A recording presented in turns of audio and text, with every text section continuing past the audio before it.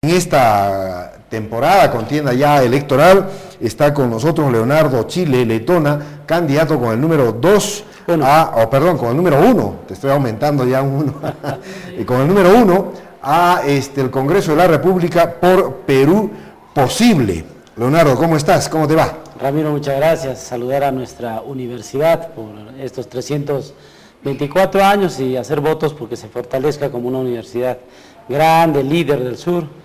Y todos somos parte de ella, ¿no? Ustedes los egresados, nosotros los docentes, pero creo que hay que profundizar lazos de hacer esfuerzos por engrandecer a nuestra universidad. Claro, la UNSAG es nuestra alma mater y bueno, siempre hay que desearle lo mejor, ¿no es cierto? Y creo que con esta nueva gestión del rector Nicolás Cáceres Huambo se avecinan mejores tiempos y sobre todo recuperar el tiempo perdido durante estos últimos años. Leonardo, vamos al tema político electoral. ¿Qué hacemos con Toledo? No despega en las encuestas, parece que la campaña está fría. En algunas encuestas Ramiro no aparece, pero en otras, como por ejemplo en el CIP, aparece en el cuarto lugar con 6.7, y en IMA, que es otra encuestadora, también aparece en el quinto lugar con 5.8. ¿Tú crees que las encuestadoras estarían manipulando estas informaciones? O por lo menos orientando hacia algún lado la intención. Por supuesto, están en el espacio de especular y de sesgar hacia algunas preferencias, jugando un poco con la verdadera vocación que tiene nuestra población.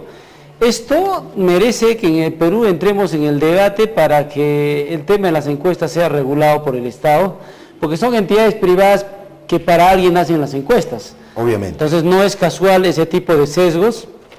Esperemos que vayan sincerando a medida que nos acerquemos ya al día 10 de abril, como que va a ocurrir, porque lamentablemente hay una encuestocracia que quiere imponer pues candidatos, ¿no? Claro, lo que hay que entender, y hay que decírselo esto a los televidentes, que las encuestas son pues equivalentes a una fotografía del momento, ¿no? Usted en una fotografía puede estar caminando de norte a sur, pero después de la fotografía puede voltear a la derecha o a la izquierda. Entonces, son instantáneas, ¿no es cierto?, de una coyuntura electoral que puede, ¿no es cierto?, indicarnos hacia dónde va el electorado. Pero finalmente, como ya es casi una costumbre, entiendo yo que en los últimos 15 días la población va a ir definiendo sus preferencias en cuanto a congresistas por el Cusco y también en cuanto a candidatos presidenciales.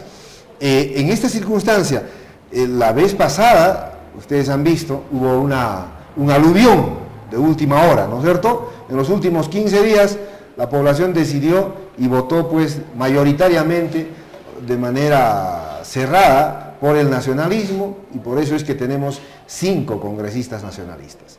¿Esta vez tú crees que se repita la historia? No, Ramiro, esta vez las preferencias, por lo menos para el tema congresal, van a estar dispersas, está bastante dispersa. En el tema presidencial cualquier cosa puede suceder, nadie se puede creer ganador a estas alturas, porque hay un problema con el tema del jurado electoral que tiene incertidumbre a los mismos candidatos a congresistas, porque su lista nacional todavía no ha sido aprobada, ¿no? Entonces, hay un cálculo todavía de muchos de ellos de no entrar en la campaña. Hay 2 listas que podrían quedar en camino, ¿no? No solo la de Julio Guzmán, sino la de Acuña.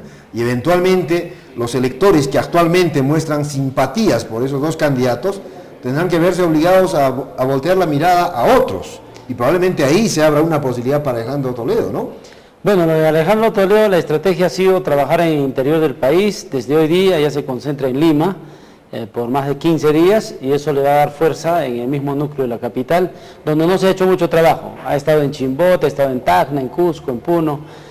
Por lo tanto, yo creo que esto es reversible. Esta semana se va a notar ya distintas posiciones en estadísticas.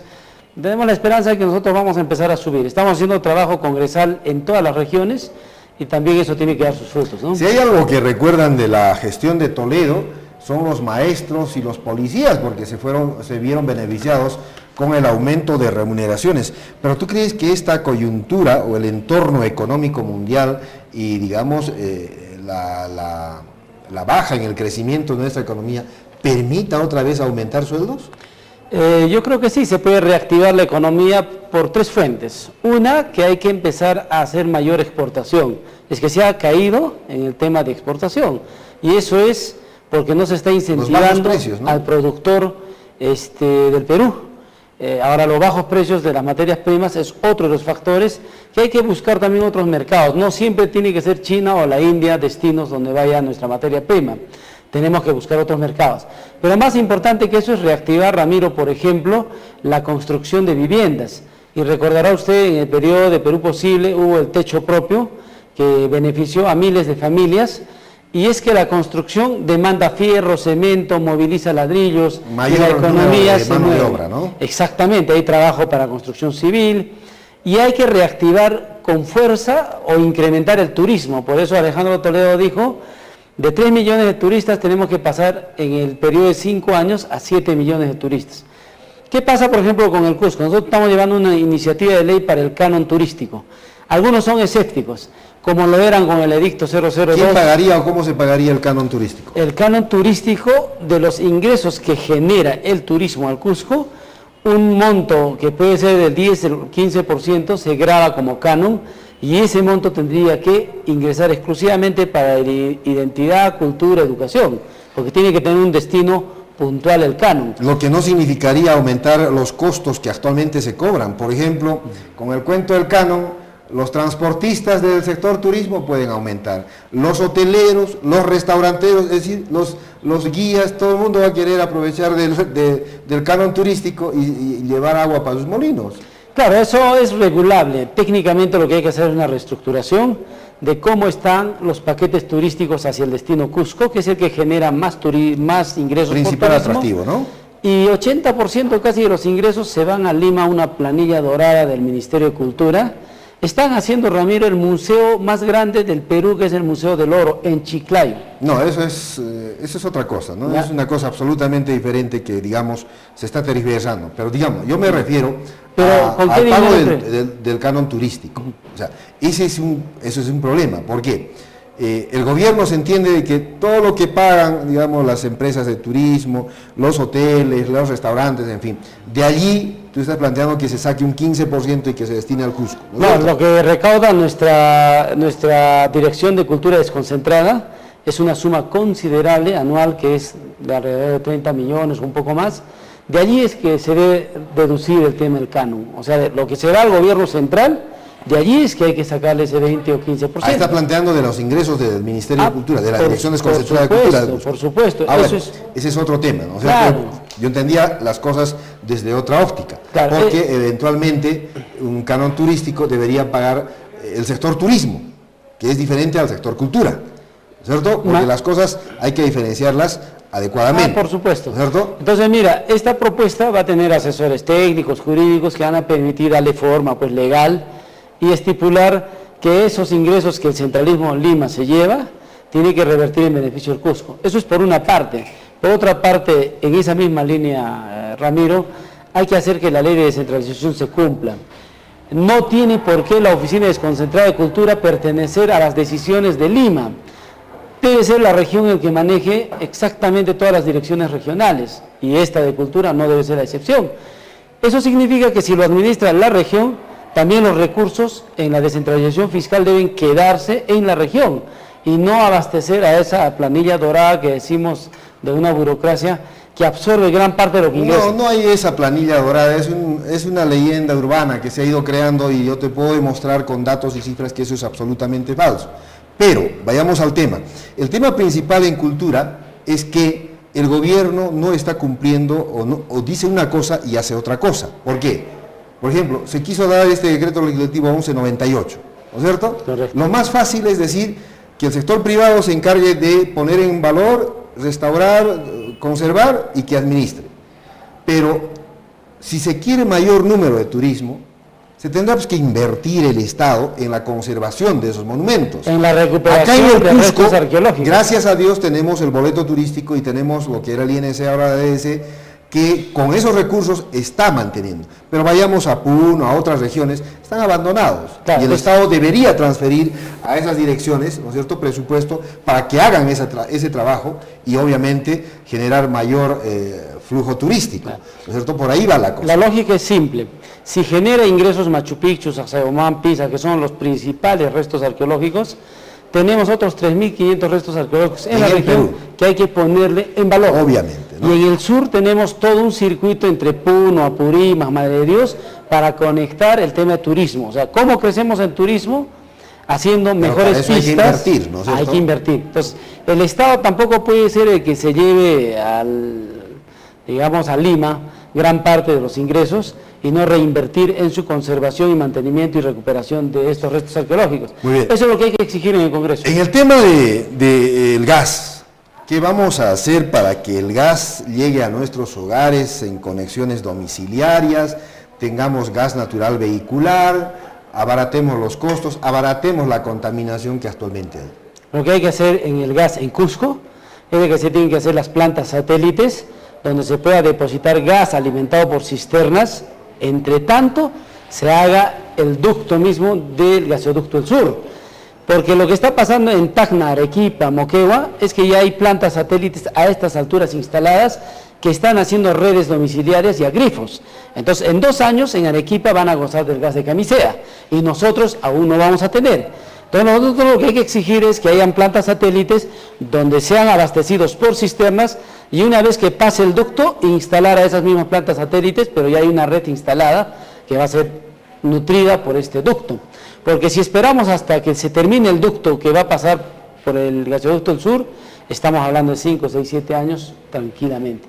Y eso significa no tener gas en esos próximos 5 o 7 años. Habría que cambiar la política de Estado, ¿no? Que por lo menos hasta ahora ha priorizado la exportación del gas y no la masificación del consumo de gas en nuestro país.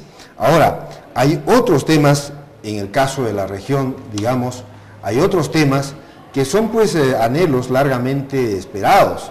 Estamos, digamos, con dificultades en el aeropuerto internacional de Chinchero.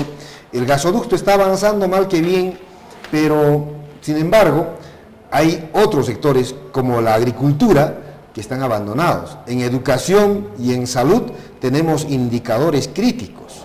¿Cómo hacemos para salir de esta situación? En tema educativo y en tema de salud.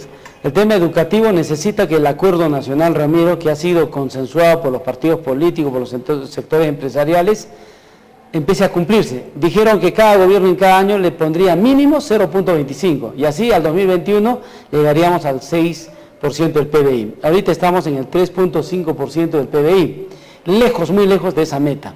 ¿Qué es lo que se tiene que hacer en el Congreso? En cada ejercicio presupuestal que se va a aprobar, los congresistas tienen que exigir que se dé cumplimiento al acuerdo nacional para que lleguemos a esa meta y podamos mejorar, mejor infraestructura en educación, profesores nombrados que faltan en muchas comunidades de esta región y de todas las regiones. Mejores sueldos. Mejorar los sueldos, que con 1.200 un profesor en la primera escala, yo no sé cómo puede mantener a la familia. Hay que hacer malabares, ¿no? Entonces, por eso es que no hay una dedicación exclusiva, porque tienen que hacer alguna actividad más que complemente la canasta familiar. Usted sabe que la canasta familiar en el Perú está calculada en 2.500 soles. Claro. Y mire que este sueldo no llega ni a la mitad en caso de la primera escala. Entonces yo creo que es cuestión de darle categoría de política de Estado para el tema educativo con el 6% de PBI. Lo mismo tiene que ocurrir con salud. Salud también está con su 2,3% del PBI, que no alcanzaría, ¿no es cierto?, para tener más hospitales. Ahorita en salud están demandando nombramiento de médicos, enfermeras, auxiliares, infraestructura de postas y centros de salud, que no existe. Claro. Entonces yo creo que allí el Estado tiene que tener políticas sostenibles que trasciendan más allá de un gobierno. Muy bien. ¿Qué actividades tienen previstos ustedes, los 5 candidatos al Congreso? Porque supongo que ya estamos entrando en una recta final y hay que acelerar. Estamos, Ramiro, visitando ya las provincias, hemos estado en Anta el fin de semana y hemos recogido de la población que el principal problema en Anta, por ejemplo, es el saneamiento básico, o sea, no hay agua potable y desagüe en condiciones adecuadas. Eso significa que en el presupuesto 2017 en el Congreso se debe luchar porque se tenga 25 a 30 millones para darles saneamiento básico, que tiene que ver directamente con el tema de salud, porque si no hay consumo de agua potable, hay mayor parasitosis y otros efectos de no consumir agua potable. Igual también si no tienen desagüe y todo está desembocando en el río que casi estancado está en la pampa de Anta, eso va a generar infecciones. Por lo tanto es una principal demanda y en Anta también nos han dicho el tema de Choque Quirao debe ser explotado en el tema turístico, involucrando a la política provincial de Anta, ¿no? Que es una legítima aspiración. Muy bien, gracias entonces, Leonardo, por tu presencia aquí. ¿Quieres dar algún mensaje final? ¿Por qué votarían por ti los cusqueños? Agradecerte, Ramiro, decirle a nuestra población de que con profunda reflexión no hagamos que salgan por modas arrastres y no conozcamos ni siquiera a los congresistas de nuestra región.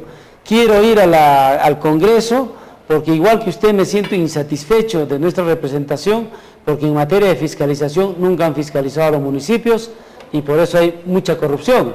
En materia de representación nunca nos han hecho respetar en nuestros derechos a los cusqueños y tendrán un vocero que defienda estas causas en el Congreso. Estoy yendo con el número 1 por el Perú Posible, estoy yendo con las chacanas. Te agradezco, Ramiro. Muy bien, muchas gracias a Leonardo Chile, candidato con el número 1 por Perú Posible.